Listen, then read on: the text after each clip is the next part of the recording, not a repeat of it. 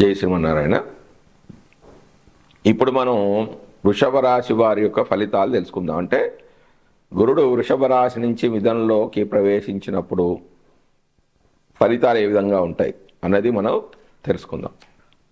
వృషభ రాశి వారి గురుడు ద్వితీయంలో సంచరిస్తున్నాడు. ఇది శుభస్థానం, అంటే వాక్స్థానము, కుటుంబ స్థానము, ధనస్థానం. రెండవ ఇంట సంచరించే గురుడు శుభ ఫలితాలను కలిగజేస్తాడు.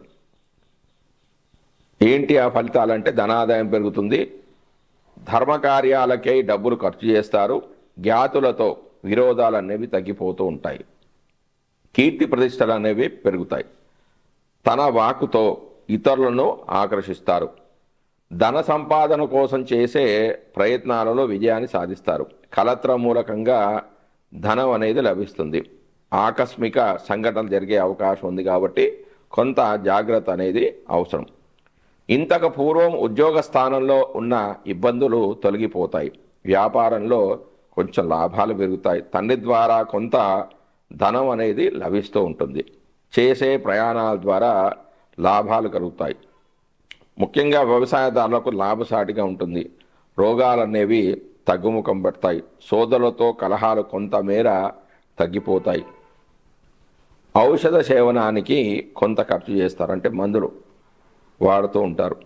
ఈ రాశి వారికి గురుడు అష్టమ భావాన్ని వీక్షించడం చేత బంధుమరణాల ద్వారా ఆస్తి కలుగుతుంది, అంటే మృతధనం అనేది లభించవచ్చు. పెద్ద పెద్ద కష్టాలు అన్నవి చిన్నవిగా మారి అతి తక్కువ శ్రమకు లోనవుతూ ఉంటారు.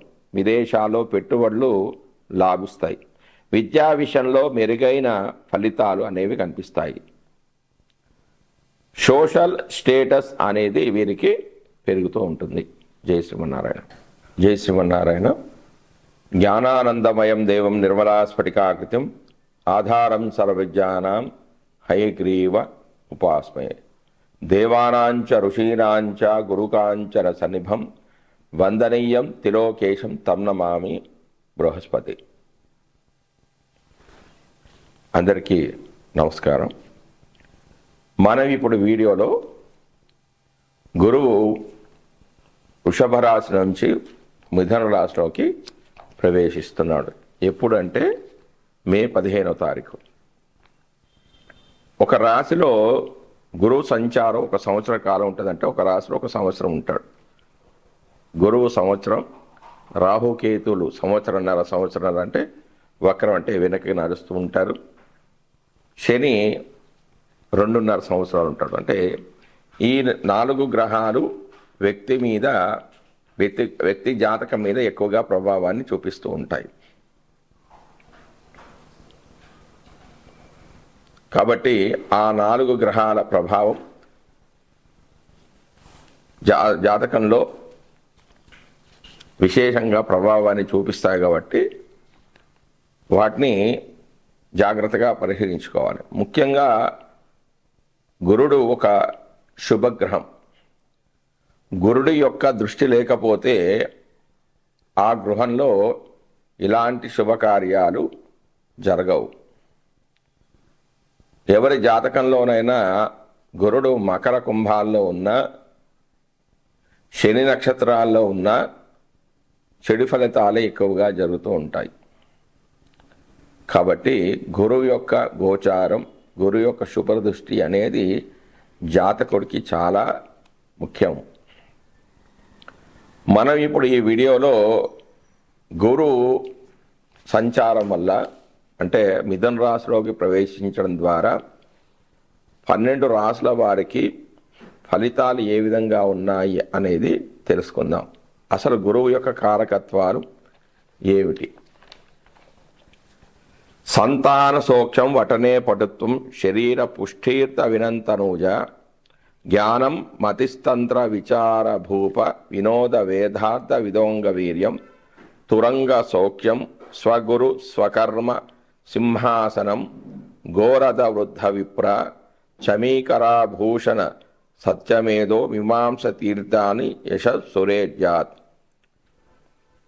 భావమంజరి అనే గ్రంథంలో 49-50 శ్లోకాల్లో గురు కారకత్వాల గురించి చెప్పడం జరిగింది.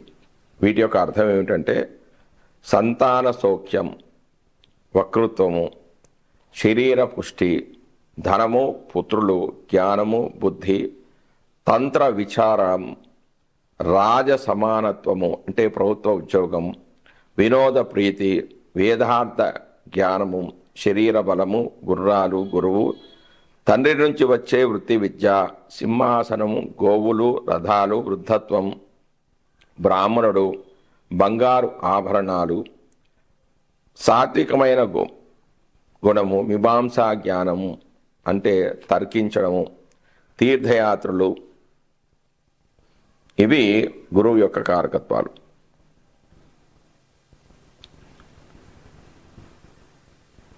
జ్యోతిష్యం బుధుడి ద్వారా రావచ్చు, గురువు ద్వారా రావచ్చు, శుక్రుడి ద్వారా కూడా రావచ్చు.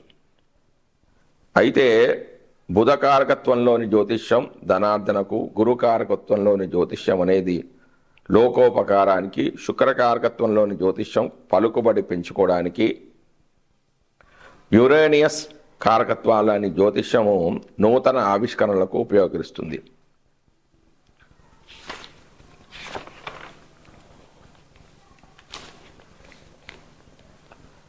వాహన సౌఖ్యము, పల్లకి, ఏనుగు, గుర్రము, యజ్ఞాది క్రతువులు, ఆచార పాలన, ద్వితీయ వివాహము, ప్రబంధ రచనా శాస్త్రము, జ్యేష్ఠ సోదరులు, పశు సంపద, శుభకార్యాలు,